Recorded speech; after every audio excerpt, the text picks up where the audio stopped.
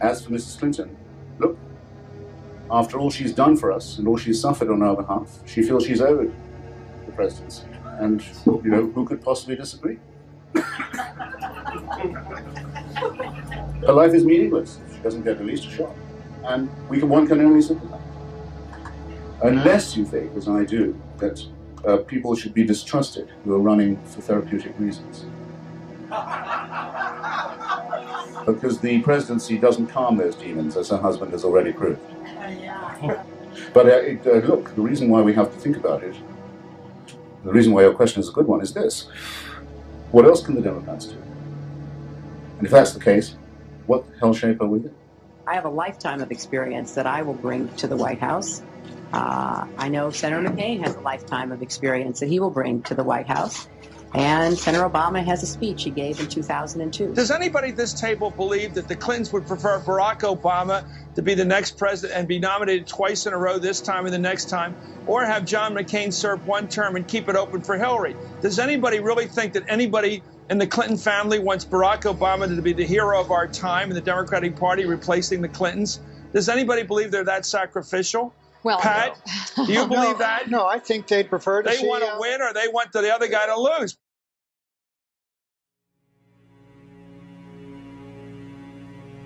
Pundits and news celebrities on the airwaves engaged in fevered speculation about whether the wife of a former president will run for office, and this after the mediocre son of another president spent 8 years in the White House, and whether or not she will possibly face a nominee who is the brother of one president and the son of another. The capture of political and economic power by a tiny cobble of elites is characteristic of the twilight of all empires, including ancient Rome, where a small group of oligarchic families exchanged power among themselves as civic institutions became a farce and the state disintegrated under mounting repression, corruption, and the folly of endless war. If Iraq is to have weapons of mass destruction today, Iraq would have needed to reconstitute its production capability. Weapons of mass destruction are not produced in caves, they're not produced in basements, they aren't pulled out of a black hat like a rabbit at a magic show. It is science, it is technology, there is an infrastructure that would need to be reconstituted before Iraq could have these weapons, and this reconstitution is imminently detectable by the intelligence services of the United States and other nations that are focused and concerned on Iraq. And the fact that no credible, factually based information has been brought forward to substantiate allegations of Iraq's continued possession or attempts to reacquire weapons of mass destruction today means that we have to look very carefully at these allegations. We cannot go to war based upon rumor. In the 4 years since the inspectors left, intelligence reports show that Saddam Hussein has worked to rebuild his chemical and biological weapons stock, his missile delivery capability, and his nuclear program. He has also given aid, comfort, and sanctuary to terrorists, including al-Qaeda members. It is clear, however, that if left unchecked, Saddam Hussein will continue to increase his capacity to wage biological and chemical warfare and will keep trying to develop nuclear weapons. Should he succeed in that endeavor, he could alter the political and security landscape of the Middle East, which, as we know all too well, affects American security. President Bush's speech in Cincinnati and the changes in policy that have come forth from the administration since they first began broaching this issue some weeks ago have made my vote easier.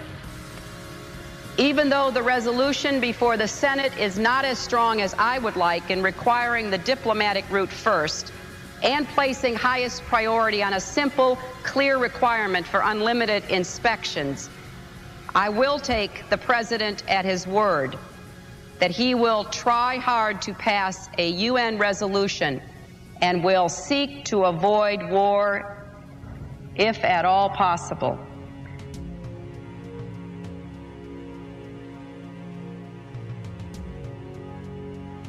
there's a very strong message that is being sent with this vote against the resolution. And that message is that all across this land, Americans are insisting on a peaceful resolution. At a time when this country has a $6 trillion national debt and a growing deficit, we should be clear that a war and a long-term American occupation of Iraq could be extremely expensive. Fifth, I am concerned about the problems of so-called unintended consequences. Who will govern Iraq when Saddam Hussein is removed? And what role will the U.S. play in an ensuing civil war that could develop in that country? Will moderate governments in the region who have large Islamic fundamentalist populations be overthrown and replaced by extremists? Will the bloody conflict between Israel and the Palestinian Authority be exacerbated? And these are just a few of the questions that remain unanswered. This is fantasy land. We're talking about ending the war. My God, we're just starting a war right today. There was a vote in the Senate today. Joe Lieberman, who authored the Iraq resolution, has authored another resolution, and it is essentially a fig leaf to let George Bush go to war with Iran. And I want to congratulate Biden for voting against it, Dodd for voting against it, and I'm ashamed of you, Hillary, for voting for it. You're not going to get another shot at this, because what's happened, if this war ensues, we invade, and they're looking for an excuse to do it. And Obama was not even there to vote. Senator Clinton, I want to give you a chance to respond. There was one constitutional scholar on our program who wondered if the vote by itself might not constitute a kind of declaration or even act of war. Do you think it's one of those? Absolutely not. And I think people have either misunderstood or decided to misrepresent the meaning of that vote. You said that Senator Clinton was trying to sound Republican, trying to vote Republican on national security issues, and that was, quote, bad for the country and ultimately bad for the Democrats. Even some of the most conservative Republicans in the Senate, like John Kyle, the senator from Arizona, has already praised her. As has Henry Kissinger, if you want that kind of praise.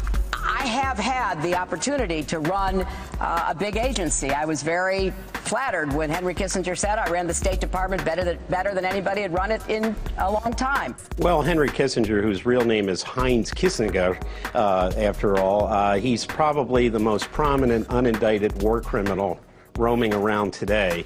It's just kind of surreal with the coup attempt in Ecuador that this looks like it's hearkening back to Kissinger's policies in Latin America, which saw the overthrow and murder of Salvador Allende in Chile, the Kissinger's prompting of the creation of Operation Condor and Plan Mercurio, which saw people being disappeared and kidnapped from various Latin American countries, leftist activists.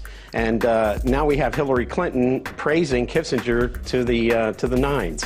A conference was held to discuss last month's assassination of Berta Cáceres, recipient of one of the world's top environmental prizes.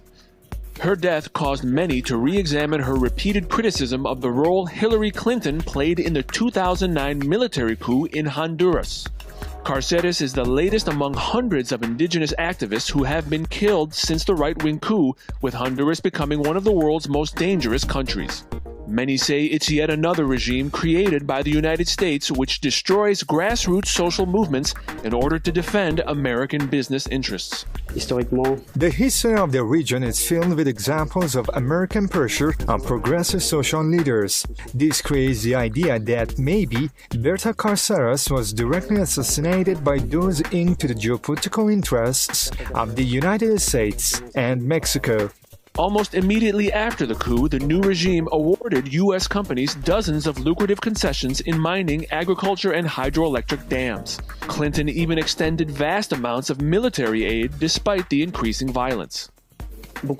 So many multinational corporations which are exploiting the natural resources of Honduras are from the United States and even directly linked with Hillary Clinton. Honduras needs to examine the alternative models provided by Ecuador or Bolivia. It must be very nerve-wracking if you're president to have a Secretary of State who you know is thinking about 4 years ahead or maybe 8 all the time. Never thinks about anything else, never has thought about anything else.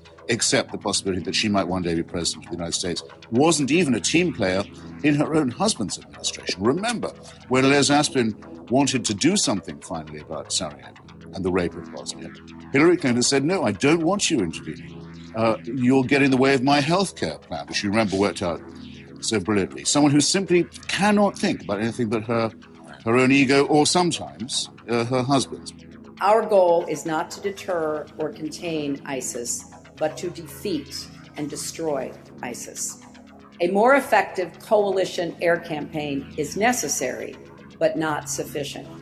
And we should be honest about the fact that to be successful, airstrikes will have to be combined with ground forces actually taking back more territory from ISIS. We should also work with the coalition and the neighbors to impose no-fly zones that will stop Assad from slaughtering civilians and the opposition from the air. If this war is allowed to continue on until the next after the presidential election, when we have a new president here, as you said, whether it's Hillary Clinton, Marco Rubio, Chris Christie, or some of the other candidates who are running for president, they're all advocating for a no-fly zone, which would directly start a Russia-U.S. war.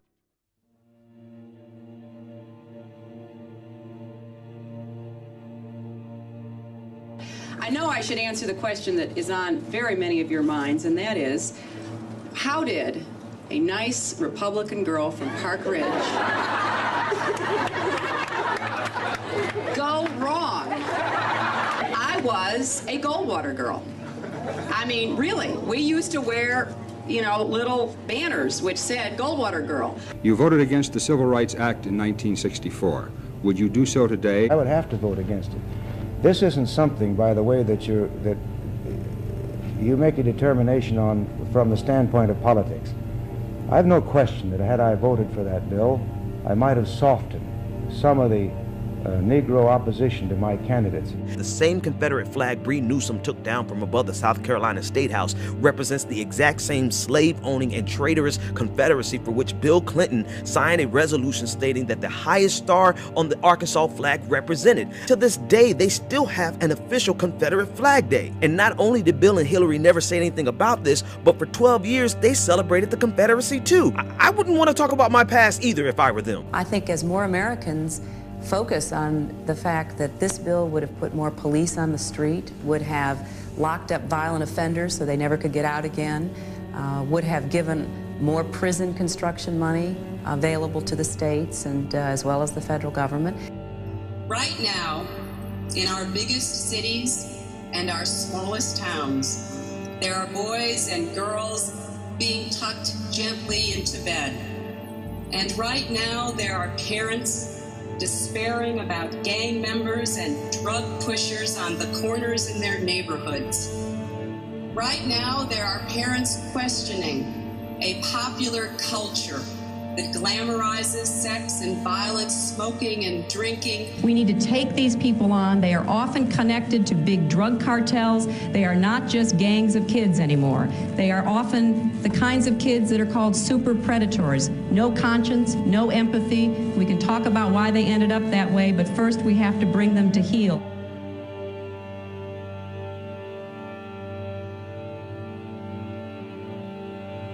And a wave of punitiveness swept over the United States, and soon Congress was passing harsh mandatory minimums for possession of small amounts of crack cocaine and other drugs, sentences harsher than murderers receive in some other Western democracies. And soon, Democrats began competing with Republicans to prove they could be even tougher on them than their Republican counterparts. And so it was President Bill Clinton who escalated the drug war far beyond what his Republican predecessors even dreamed possible. And it was President Clinton that championed laws denying federal financial aid to drug offenders for college.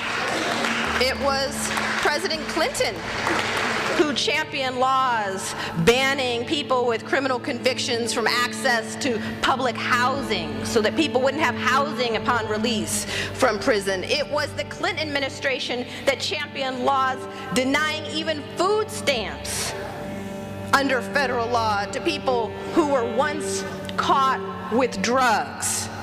To a large extent, the basic architecture of this new caste system was championed by a Democratic administration desperate to win back the so-called white swing voters, the folks who had defected from the Democratic Party in the wake of the civil rights movement.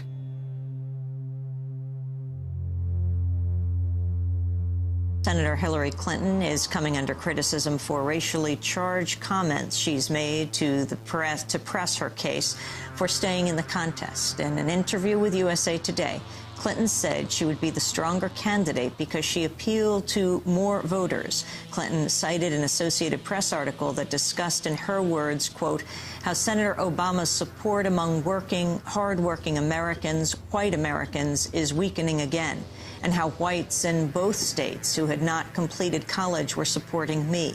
There's a pattern emerging here, she said. The Bob Kerrey apparent attack on Obama. First it was, he says to reporters after endorsing Hillary Clinton, the fact that his name is Barack Hussein Obama, his father was a Muslim, his paternal grandmother was Muslim. So he says he means this as a compliment. Then the next day he goes on CNN and says, some people say he's the, quote, Islamic Manchurian candidate who went to a secular madrasa. Why the hell would you bring that up unless you wanted to reinforce in voters' minds this guy is a Muslim? Osama Obama, get it? Well, that's clearly what he wants to do. This is very You think so? There's no question. No question, mine. This is clever and Clintonian, a way to bring down Obama. Asked if her continuing fight for the nomination against Senator Obama hurts the Democratic Party, she replied, quote, I don't, because again, I've been around long enough. You know, my husband did not wrap up the nomination in 1992 until he won the California primary somewhere in the middle of June, right? We all remember Bobby Kennedy was assassinated in June in California. You know, I just don't understand it. You know, there's lots of speculation about why it is. You actually use the word assassination in a time when there is a fear, unspoken but vivid and terrible, that our again troubled land and fractured political landscape might target a black man running for president.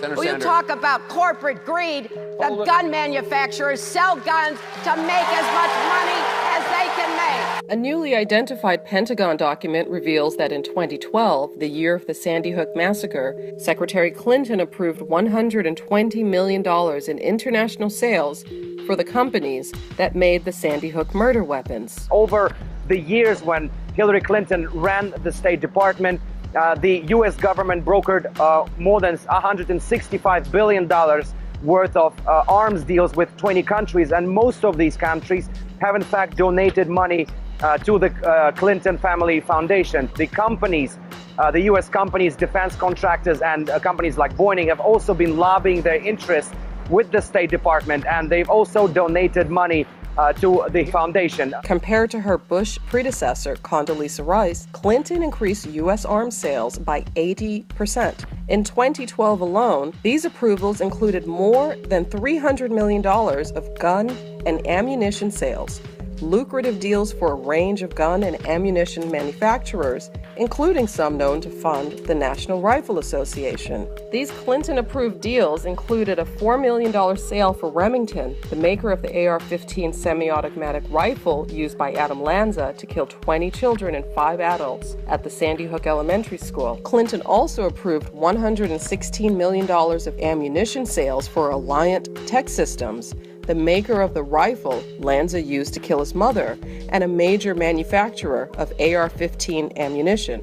Overall, Clinton approved $300 million of global sales for 12 gun and ammunition companies. These companies invested some of their Clinton-approved profits into the NRA, and the NRA spent that money on lobbying Congress, outspending the Brady campaign to end gun violence by 73-1 in 2012. The companies which had brokered their deals through the State Department when Hillary Clinton was running it had also paid $2.5 million for speeches made by Hillary's husband, the former president, Bill Clinton. And this has sparked concerns among many whether this may have violated the U.S. Constitution, because it says openly that no U.S. Government official may take donations or contributions or gifts from any other bodies or any other foreign governments while at office. John, according to the Sunlight Foundation and The Intercept, you're hosting a fundraiser for Secretary Clinton in Washington, along with several lobbyists who work for firms that lobby on behalf of Goldman Sachs, the NRA. Isn't this kind of fundraiser exactly the kind of thing that drives supporters to Bernie Sanders? Well, look, I think we're trying to raise the resources that are necessary. I know some of the parents from Sandy Hook. I want people in this audience to think about what it must feel like to send off your first grader, little backpack maybe on his or her back, and then the next thing you hear is that somebody has come to that school using an automatic weapon, an AR-15, and murdered those children. If there is one message that echoes forth from this conference, let it be that human rights are women's rights and women's rights are human rights once and for all.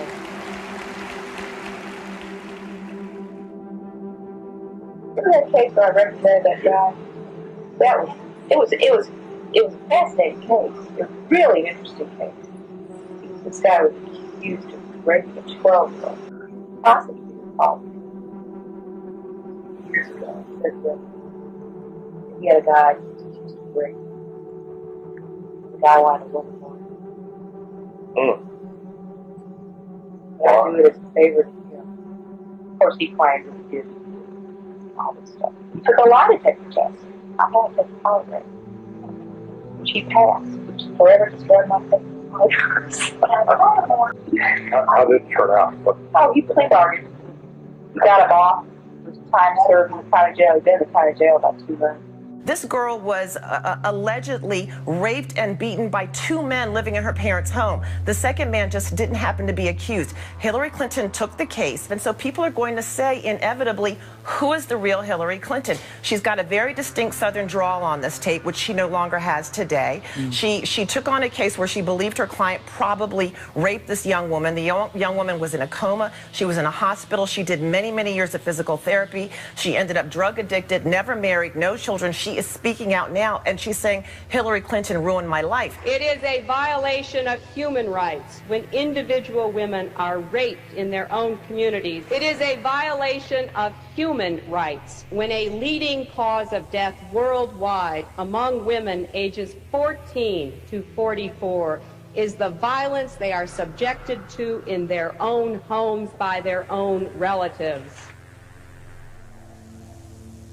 Juanita Broaddrick's story begins in 1978. She was a registered nurse who had started her own nursing home in Van Buren, Arkansas. Bill Clinton was the state attorney general who was running for governor. I believe the people expect me to be ready to be governor if I'm elected. Broaddrick, whose married name at the time was Juanita Hickey, says she was so impressed with Clinton she volunteered to hand out bumper stickers and signs, her first and only political campaign.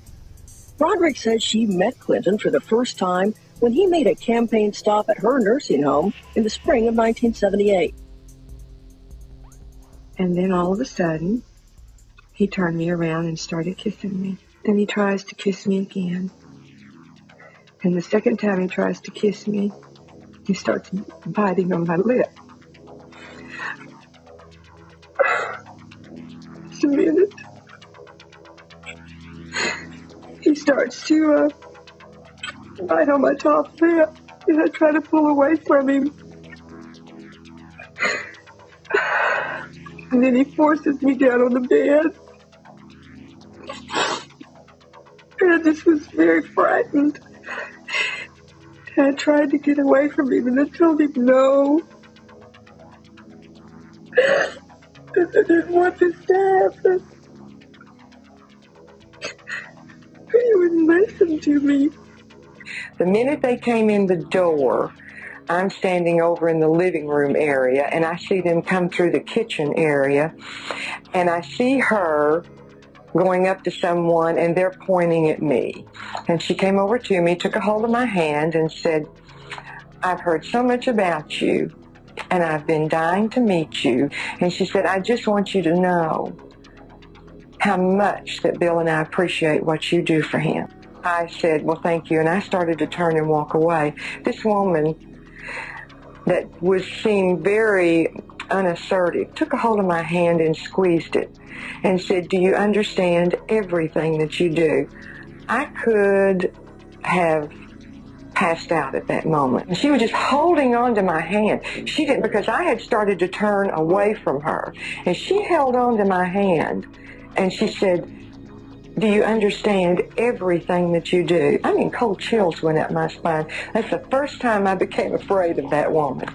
I guess a real cynic could say, well, why in the world would we pay attention to what Bill Cosby's accusers are saying, but pay no attention to what Juanita Broaddrick is saying?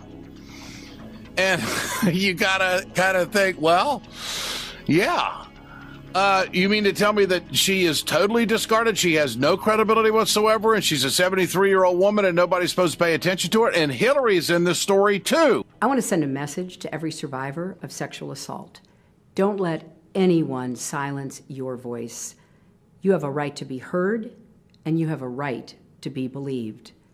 We're with you. The truth is, I loved him. Yes, I was Bill Clinton's lover for 12 years. And for the past 2 years, I have lied to the press about a relationship to protect him. Sam, if somebody's willing to pay you $130,000 or $170,000 to say something, and you get your 15 minutes of fame, and you get your picture on the front page of every newspaper, and you're some failed cabaret singer who doesn't even have much of a resume to fall back on, and what's there she's lied about. You know, that's the daughter of Willie Horton, as far as I'm concerned. It's the same kind of attempt to keep the real issues of this country out of the mainstream debate where they need to be. In that first term, Hillary Clinton was an entirely different woman from the one you see now. She looked different. She insisted on using her maiden name. She just was seemingly somewhat contemptuous and not willing to make much of an effort to adapt to some sort of politically acceptable appearance or style. But then her husband got defeated. Then he got beat. You were first lady, but you kept your maiden name. But after the 1980 election, a number of people said to me that it really bothered them. And so I decided that I would, add Clinton and go by Hillary Rodham Clinton. It was a political decision. It was a personal decision, but it was prompted by political consideration. And just remember, there's a special place in hell for women who don't help each other. So the news yesterday, among other things, you have now got former First Lady, the overwhelming favorite to be the next Democratic nominee for president, now weighing in on behalf of your opponent, doing robocalls.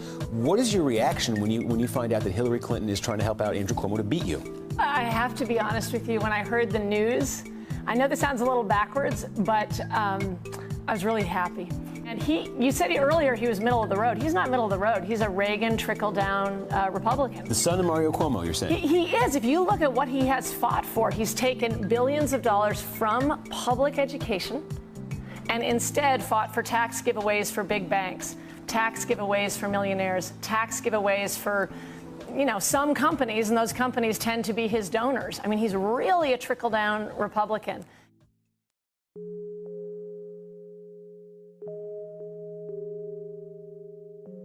Koza, a former Navy communications specialist on the USS Kitty Hawk for 3.5 years, had his whole life turned upside down when it was found out that he was gay. It was very horrifying at first, but after a while, I just calmed down, just got myself together and called home, told them the situation.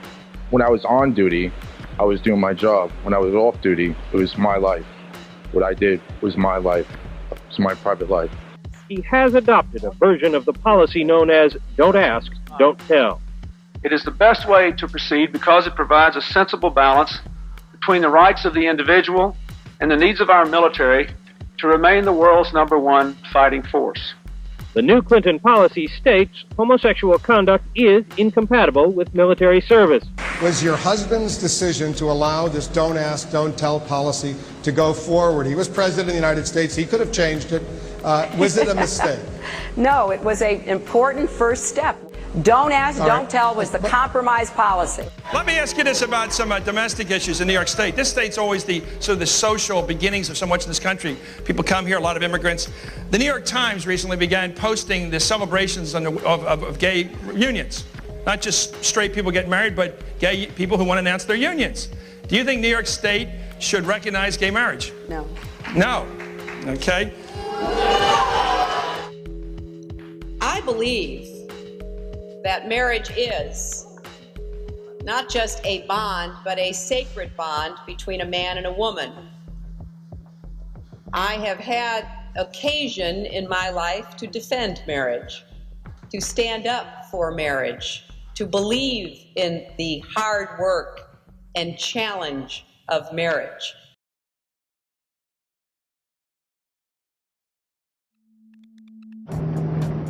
An April morning on the White River in northwestern Arkansas. The muted light helping craft a beautiful picture. But there is a dark side to these scenes, pollution, which some say threatens to permanently degrade this river and its tributaries. The state's own Pollution Control and Ecology Department last year listed 3,700 miles of Arkansas waterways as threatened by agricultural pollution. In 1990, Governor Clinton appointed a waste runoff task force. There is a dispute over the timing. I think there's a direct connection between the current emphasis on animal waste and runoff and his bid for the presidency. Clinton gave a third of the seats to the politically powerful animal agriculture industry, mainly poultry. In Arkansas, poultry is synonymous with Tyson's. Tyson family members are Clinton campaign contributors. John Tyson denies chicken waste has any heavy impact on water quality. One of Hillary's investments, under the direction of Tyson Foods counselor James Blair, netted almost $100,000 on an initial $1,000 investment, a nearly impossible feat using legal methods. I can't read their minds or speculate, but I had absolutely no reason to believe that I got any favorable treatment.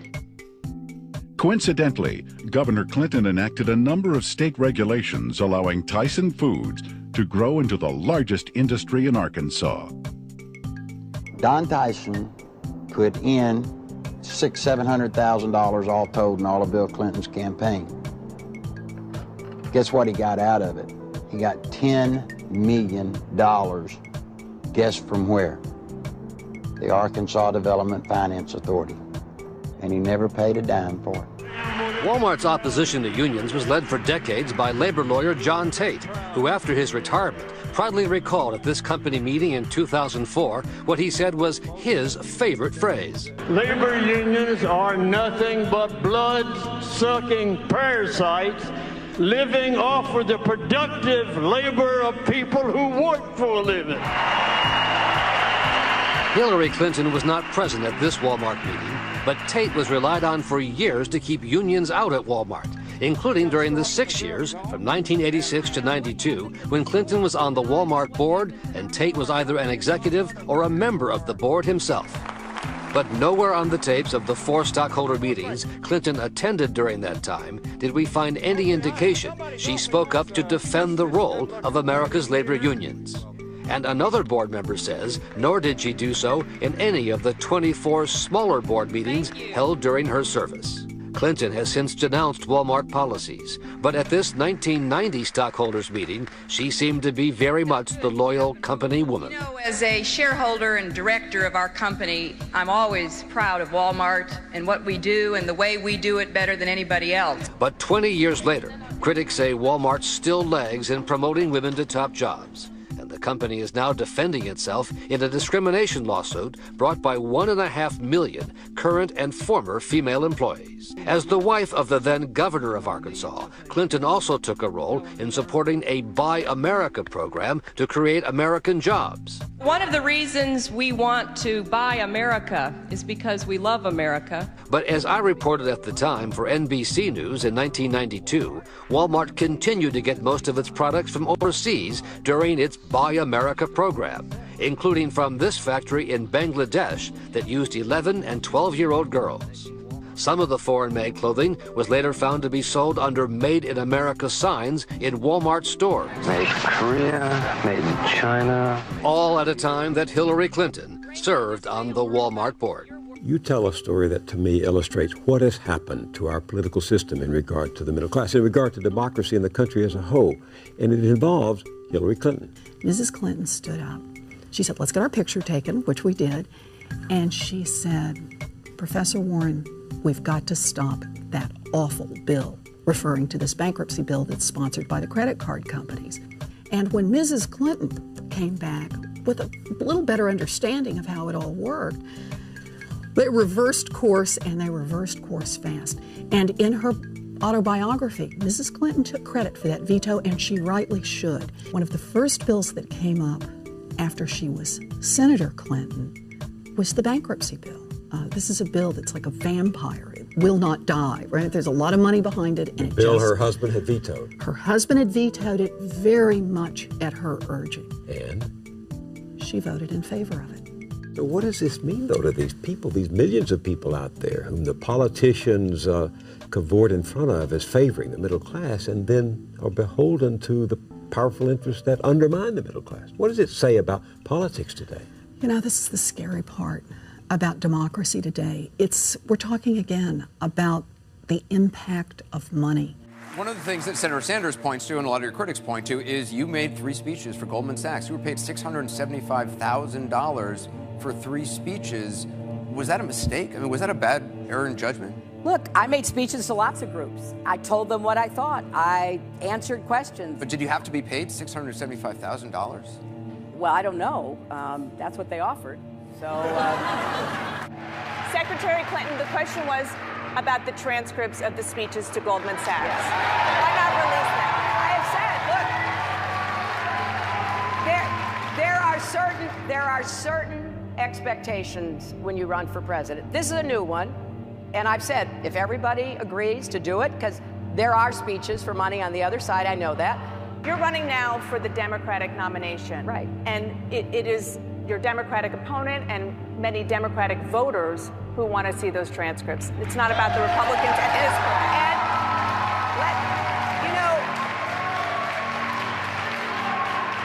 And let's set the same standard for everybody. When everybody does it, okay, I will do it. Senator Clinton, Senator Obama said that you did say in 2004 that on balance NAFTA has been good for New York and America. You did say that. When President Clinton signed this bill, and this was after he negotiated 2 new side agreements for labor and environment, President Clinton said it would be a force for economic growth and social progress. You said in '96 it was proving its worth as free and fair trade. You said that in 2000 it was a good idea that took political courage. So your record is pretty clear. For a week now, Senator Clinton has bashed Senator Obama and even possibly won votes based on the story that Obama had publicly railed against NAFTA, while a memo by a Canadian diplomat claimed Obama's campaign secretly assured them his stand, quote, should be viewed as more about political positioning than a clear articulation of policy plans. In our 4th story on the countdown, Obama's advisor denied speaking those words, and now we learn that a much higher source from Canada revealed late last month that the NAFTA promises came from a very different source, the Clinton campaign. According to an unnamed source speaking to that nation's equivalent of the Associated Press, the Canadian press, it was Clinton's campaign that contacted the Canadian government to reassure them about Clinton's anti-NAFTA rhetoric. The Canadian press reporting that the source heard the chief of staff to Canada's prime minister say in a room full of television journalists, quote, someone from Clinton's campaign is telling the embassy to take it with a grain of salt. Someone called us and told us not to worry. The trade issue actually fits in with a whole bunch of changes. Over the last decade, she shifted her position on same-sex marriage, on immigration, on NAFTA, on the Iraq War, on Cuba policy, on criminal justice reform, just a few that she's done recently. These they're all to the left, all to the progressive side of things. Should progressives believe these are changes of conviction and not simply changes of convenience because the Democratic electorate has changed? The so-called TPP will lower barriers, raise standards, and drive long-term growth across the region. It will cover 40% of the world's total trade and establish strong protections for workers and the environment. I urge my colleagues to reject the TPP and stop an agreement that would tilt the playing field even more in favor of big multinational corporations and against working families. You know, much of the debate over this trade agreement has been described as a fight over America's role in setting the rules of international trade. But this is a deliberate diversion. In fact, The United States has free trade agreements with half of the TPP countries. Most of the TPP's 30 chapters don't even deal with traditional trade issues.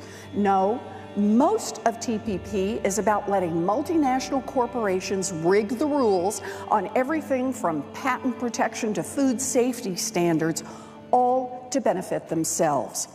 Clinton's announcement yesterday that she opposes the Trans-Pacific Partnership isn't the first time she's broken with the Obama administration so far in this campaign. This week, she called the president's immigration policies into question. Last week, she proposed doing away with the Affordable Care Act's so-called Cadillac tax, aligning herself with organized labor. And last month, she came out against the Keystone XL pipeline, which the administration hasn't yet decided on. Jeremy Peters, some might say this is just someone who will say whatever it takes to get elected and has absolutely no positions that she really believes in. The Democrats have shifted to the right as well. Today's mainstream Democrats are pretty much what used to be called moderate Republicans.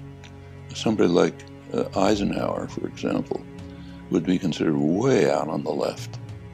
So, for example, Eisenhower strongly made it very clear, as he put it, that anyone who questions the programs of the New Deal is just not part of American political life. Well, by now that's a left-wing program. It's basically Bernie Sanders' program. Am I hearing you correctly? You think Bill Clinton was a better president than George W. Well, Bush? in some ways. In other ways, I mean, he wasn't an exemplar. Yeah.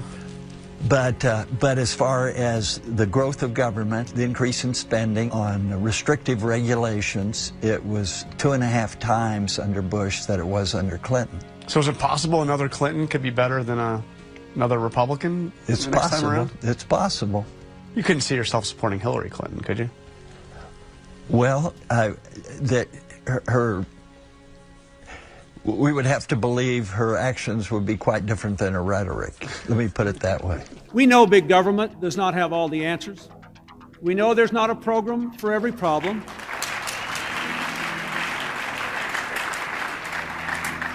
We know and we have worked to give the American people a smaller, less bureaucratic government in Washington. And we have to give the American people one that lives within its means.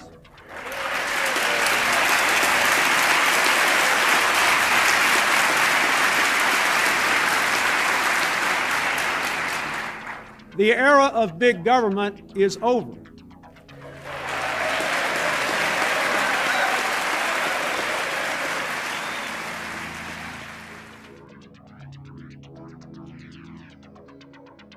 After leaving Maine South, I went to Wellesley, still a Republican, but a different kind of attitude and a different sort of inquiry about what it was I believed. And then gradually over time in college and law school, I evolved my own political beliefs, which frankly are in some ways neither easily defined. They're not dogmatically Republican, dogmatically Democrat, easily defined as liberal or conservative. She's a doubleheader. She's a militarist and she's a corporatist. It's Wall Street and the military-industrial complex that Eisenhower warned us about, the worst possible combination. What we've got to do is not focus on the elections right now, just focus on changing the incumbents by an unstoppable left-right alliance.